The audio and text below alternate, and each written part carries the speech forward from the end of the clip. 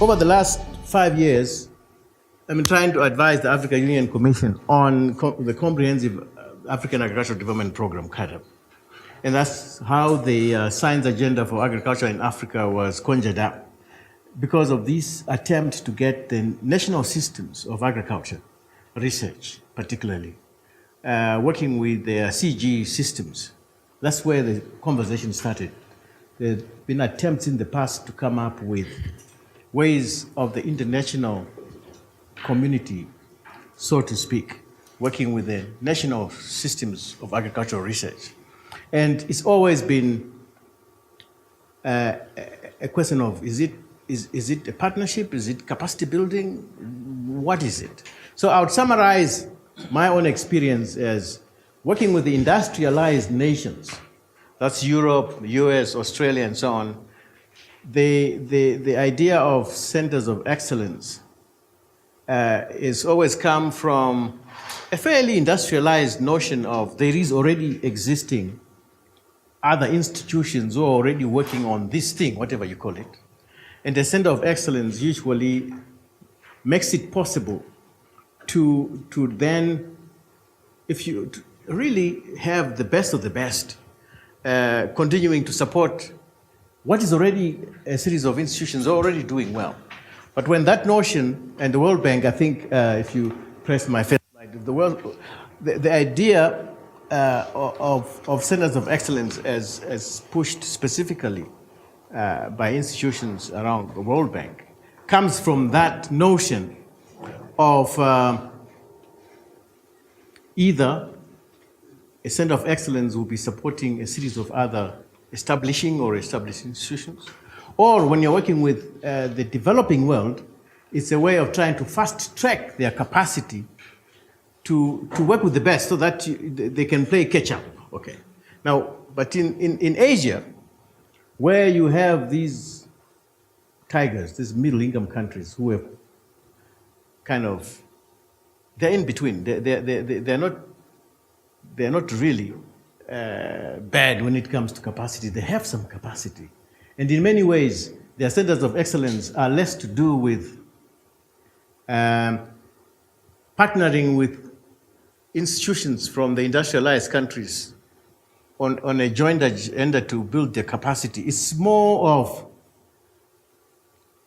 their own national and regional institutions setting an agenda for moving forward and then working with industrialized nations. I don't know whether that, so I'll just try to make that as a generalization because it's important for me to start with that generalization because this is how I ended up kind of configuring this whole thing in my mind.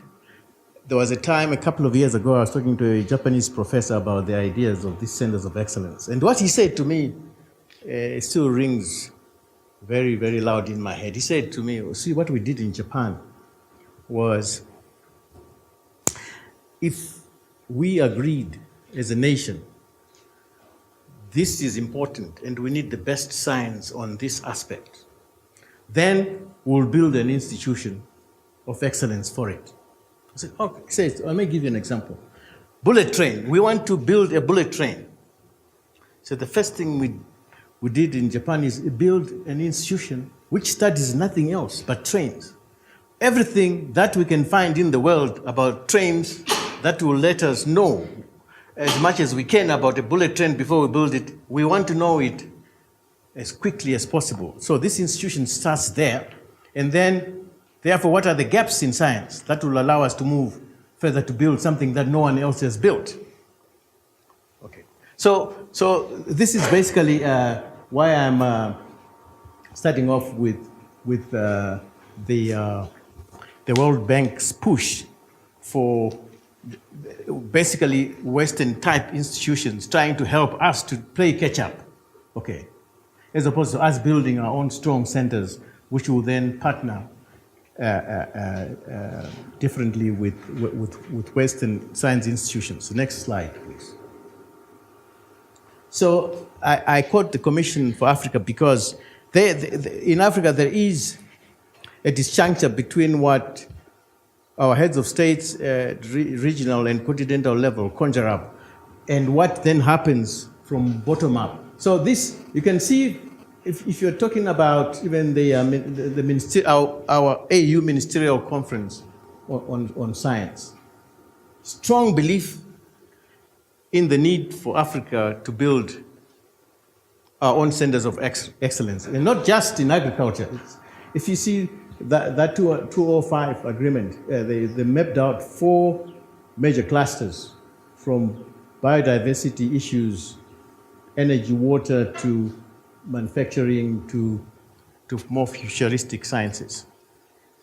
But the challenge, and I'm fast tracking, go to the next slide. When everything has been said and done, there's always in Africa the outcome that we don't even have the capacity most of the time to partner. Okay. We don't even have the capacity to borrow intelligently. So the difference between us and Asians is that they have developed a certain level of capacity so that when they borrow ideas from the Western world, they borrow a bit more intelligently than we do. we tend to do a copy and paste business, because our capacity is limited. So that's the challenge we are facing. So then we end up complaining. We say, Africans, we are appealing to the Western world, help us to play catch up. But then we complain that we just don't have the fundamental capacity even to play catch up. Next slide, please. So here are some key concepts I want to throw at you to see if we can use that to then talk about what kind of centers of excellence would be more appropriate for Africa. I put up the way in which science, technology, innovation, STI, is structured world over tends to be in 2 distinct fashions. And I'm saying this because this is where we get caught up or we lose out as agriculture. If you look at the institutions of higher learning as well as advanced laboratories in the world, they tend to work on the first one. So you do basic sciences, basic research, or fundamental research. That feeds into strategic research because you're able to then see how, by manipulating genes like this, it can apply not only to this crop, but many other crops. That leads to applied research. You're getting closer to the problems. And once technologies or inventions are created, you take them out to the market, and then they are adopted. Okay. So that tends to be the way science, technology, innovation is structured, especially in the non-agricultural sciences. In the agricultural sciences, we tend to go by the second one.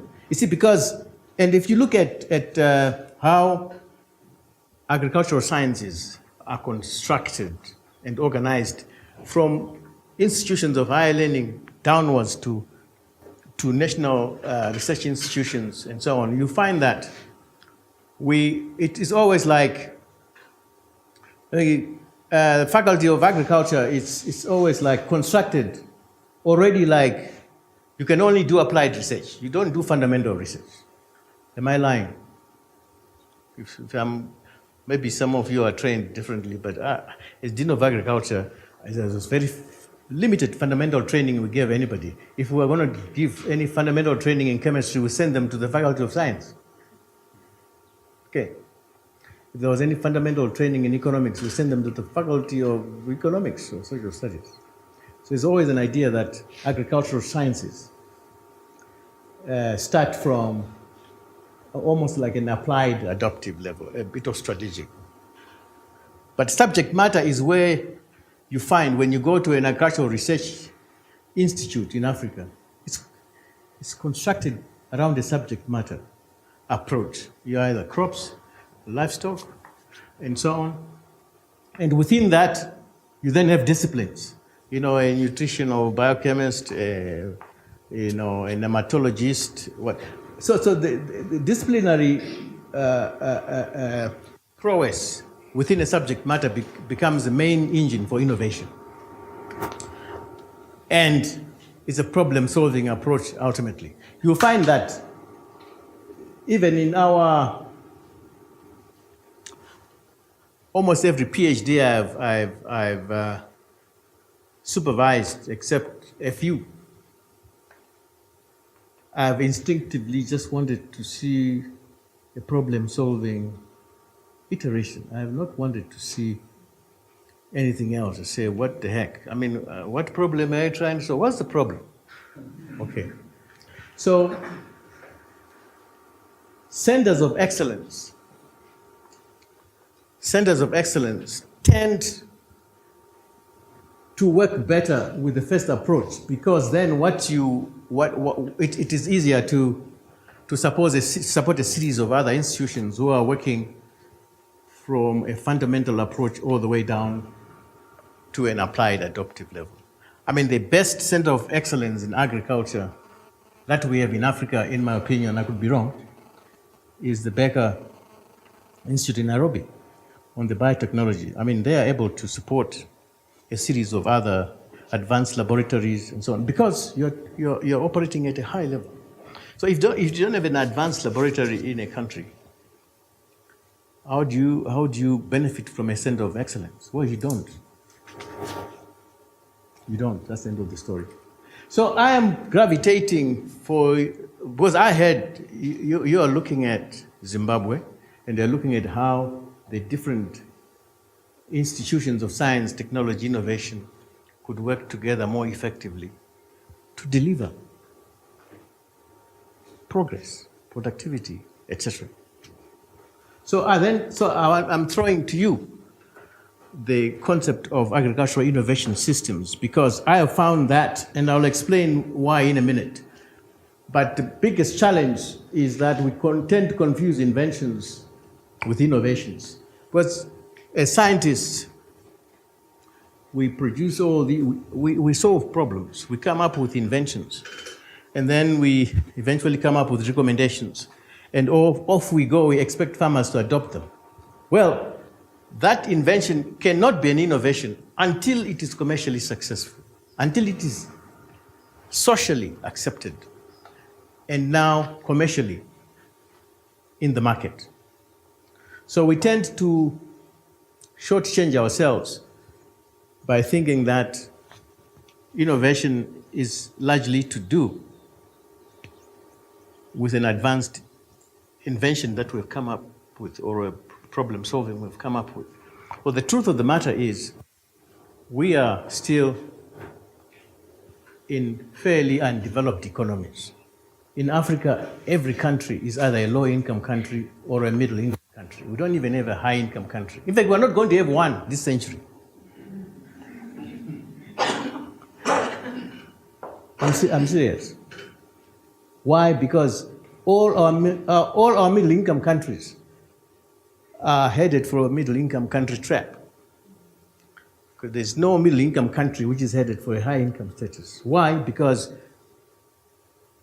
when we move from low-income to middle-income status, we still keep the same structure of the economy, a highly hardwired dualistic economy, which leaves out the majority of your farmers. As long as the majority of your farmers are not supplying the factories out here in the supermarkets, you can forget about it. You can quickly move to middle-income status because you're producing oil, minerals, and maybe a bit of this and that is really export-oriented.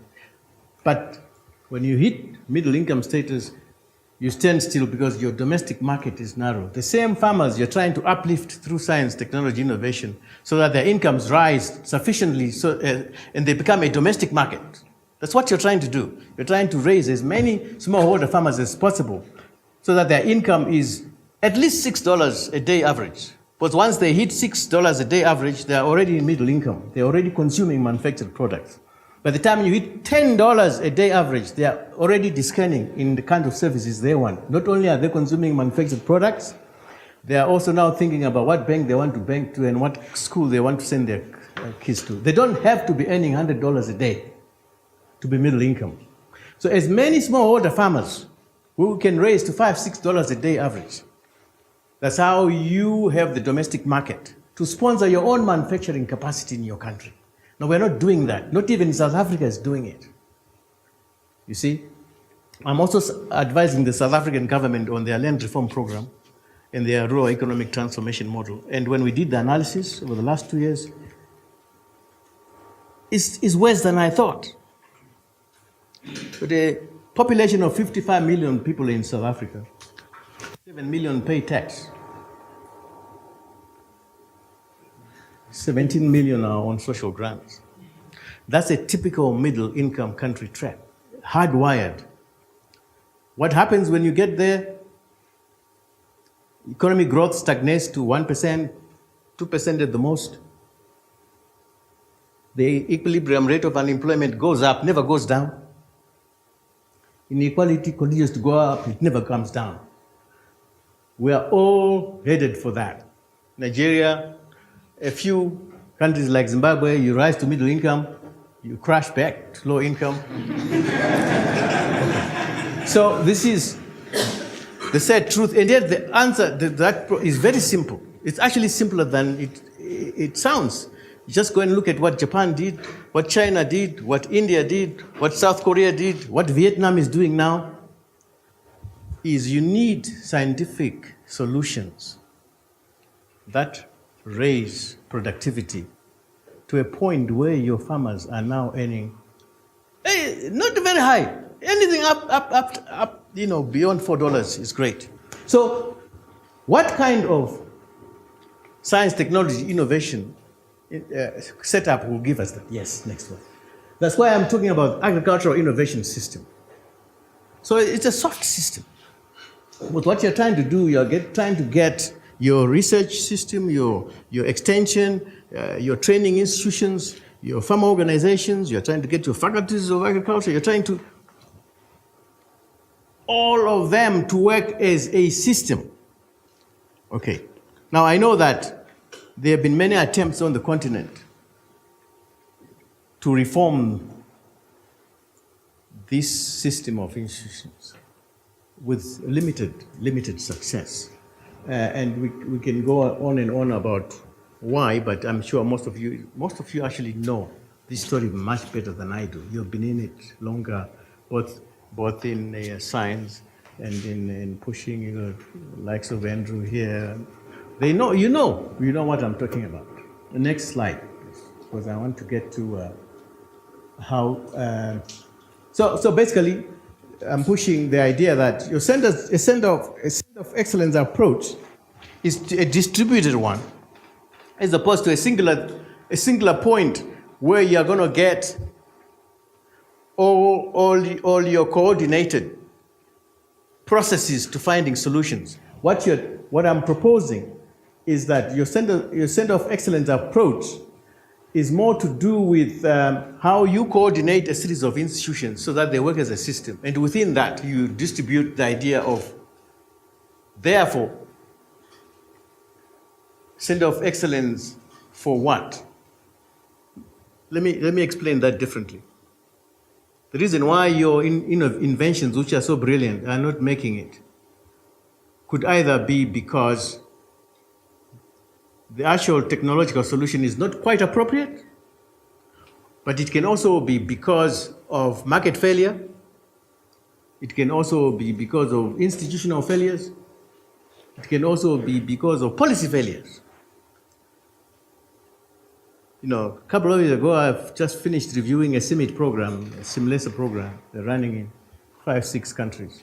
And without exception, these come up, depending on what crop or livestock, what technology you're pushing, massive amounts of failure due to markets that don't work, policies that are inappropriate, institutions that collapse, and I'm talking both government and private sector. Okay. In Africa, both government and private sector are weak. So don't be told lies that private sector will solve all your problems. You need strong governments as well as strong private sector. When I say strong government, I don't mean a government that can muscle everyone left, right, and center. I'm talking about a public administration system which is capable of delivering development at all levels, down to the village. So next slide, please. So this is what I'm talking about. So let's go on to the next slide. So the Science Agenda for Agriculture in Africa, when Africa Union Commission asked us to work on the Science Agenda for Agriculture in Africa, it sounds now like a contradiction to the Commission of Africa idea of centers of excellence. If you go through what we went through, putting together this science agenda, what we came up with, which I'll explain in a second, but the key messages that came through were that the entire system is to drive transformation, and that you cannot delegate this role or responsibility to other countries. Africa has to develop capacity here to do this, and that it is important that it's almost like the institutions have to be, science has to be understood at lower levels of society than it is currently being understood. Next slide, please. So these are the key messages. Let's go to the next slide. So if you look at how the NEPAD, African Union Commission, ended up putting together the kind of answer, you can see the idea is that if you're going to get agriculture to drive social and economic transformation of the whole continent, you're trying to get to improve productivity, competitiveness, and regional integration. But at the strategic thrust, this knowledge and learning idea is where the idea of a science agenda came through. In other words, and just summarize it at conceptual level, building capacity to learn is more important than capacity to actually transfer knowledge. Okay, let me say that again.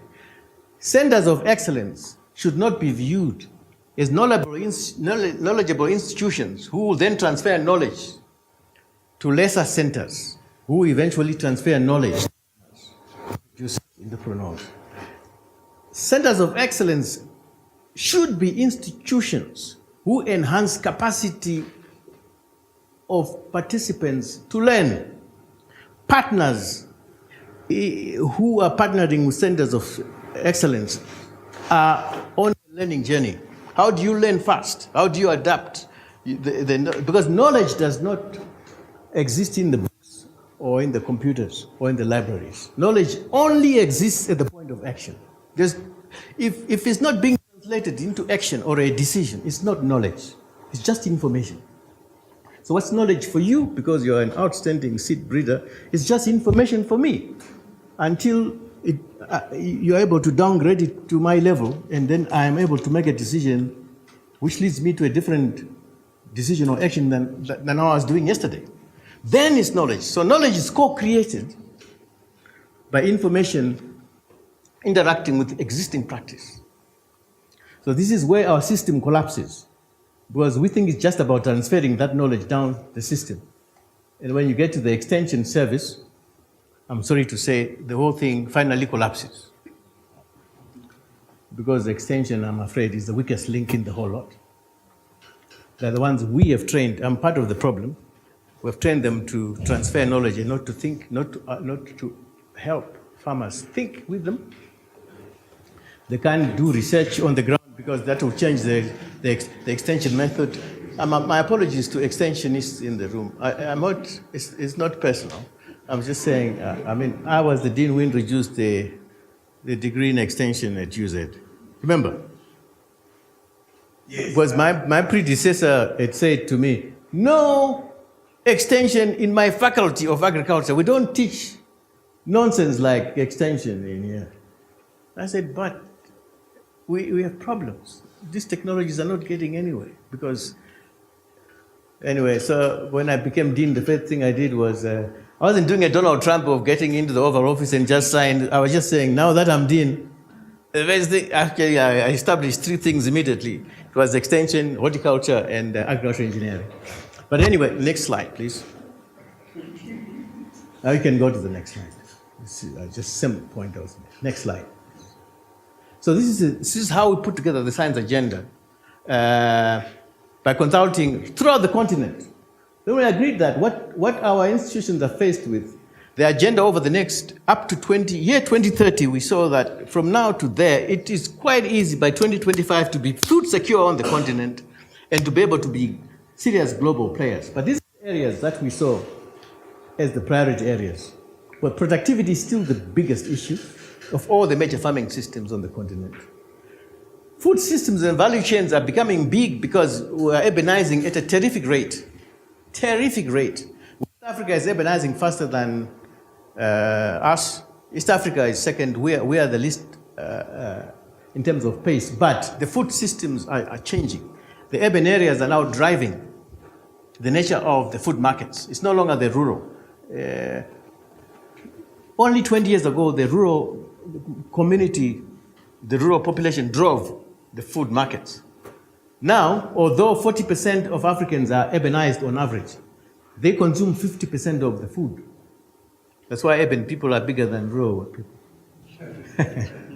But basically, it means that already the food markets are now determined by the urban. So you're going to see less and less dietary patterns of the rural community determining what people consume. It's going to be more and more manufacturing. If we're not careful, in no time we're going to have our grandmothers eating noodles in the villages.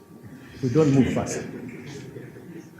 Agricultural biodiversity, natural resource management, and then of course the mega trends and those of the cross-cutting theme, sustainable intensification was put up by African institutions at the highest of the list. Because, why? Because they were saying to us, what's happening, Africa is got the most interesting challenge of all regions. Because we're playing catch up, we're food insecure, we're the most food insecure and we're the poorest. We have to play catch up. But as we're playing catch up, what made those who have gone far succeed, we can no longer do the same way. We can no longer be applying as much fertilizers and chemicals and so on as they used to, because that's destroying the environment. So now we have to increase productivity and achieve food security whilst using less land, less chemicals, less water, and also emitting less greenhouse gases. Now, that's an even bigger challenge, isn't it? Because it's just much easier when you dump all these chemicals on there, but it's killing us. You know, cancers everywhere, diabetes. You know, when I was a small boy, we used to laugh at white people and say, these are weak guys. There's cancer and what's diabetes? You know, we used to say they are strong outside, they are weak inside. Now it's us now. We are the ones who are now weak inside and outside. We're all dying from cancers and so on. When I was a small boy, we didn't know diabetes. The first time, the story that went round in my village when the first woman was diagnosed with sugar was that she came back to the village to tell the husband that, listen, I just come back from the hospital. They say I've got a sugar problem. And the husband said, I could have told them that. I already knew that. Now it's everywhere. Next slide. And these are the details. I will leave the slides for you, but you can see mapped out in detail what each one of these would entail. So I won't bore you with that. You can go on and, you can go on. And this is the most important slide of all. You see, because what you're trying to do, research, extension, farmer training, farmer organizations, your NGO partners, your private sector partners, you're all trying to do three things in whatever definition of your center of excellence approach is going to be. So this is the message I'm going to leave with you. However you define it, and however you're going to pull together this thing, it has to do these three things. First thing it has to do is to integrate all these entities. How do you integrate research extension, agricultural education training? How do you put it all together, both state and non-state actors? Because before it's integrated, you are not able to address all the shortcomings of the innovation path. Like I said before, when you're integrated, then it doesn't matter whether it's a market failure issue, or it's a policy failure issue, or it's technology is not quite appropriate. You're going to be able to quickly diagnose it and move along the value chain. Secondly, connect this entire configuration to your farmers, to your clients, and not just the farmers. You see, we must learn from the Asians. It's the producers, it's the entrepreneurs, it's the consumers. It is important to actually realize that our market, our customers are no longer just the farmers. Okay, it's the whole thing. I'm sorry to say this because I never thought it would happen in my lifetime. Because as a younger professional, I had no hesitation to say, you know, when agriculture sneezes, everything catches a cold. It's still true, but there's a slight change. Agriculture is no longer an autonomous economy that it was when I was a young person. And I remember when it was clearly autonomous. All we needed was good rains. If we had good rains and we had good crops and livestock, it didn't matter what the rest of the economy was doing. We're going to be okay. Am I lying? Our parents at home, they would have money in their pockets, they would have food in their stomachs, the kids would go to school. As long as agriculture was doing well, the rest of the economy would follow. Now, we reached a threshold where that's no longer true. Because today, it can rain and we will still go hungry if you're not careful. And you will still be poor. Last year I was guest speaker at the Malawi Farmers Union Congress, annual Congress.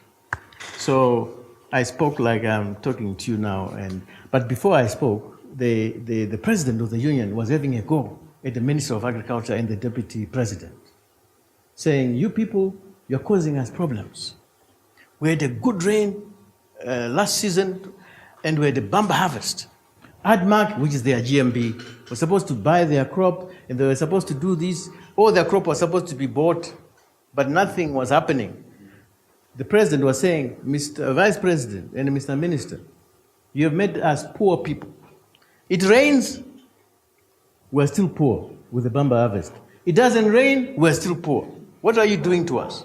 So when it came to my turn to speak, I then said to the president of the union, you know, I agree with you to a point, but you have now reached a point where it's no longer just about ADMAC buying your product.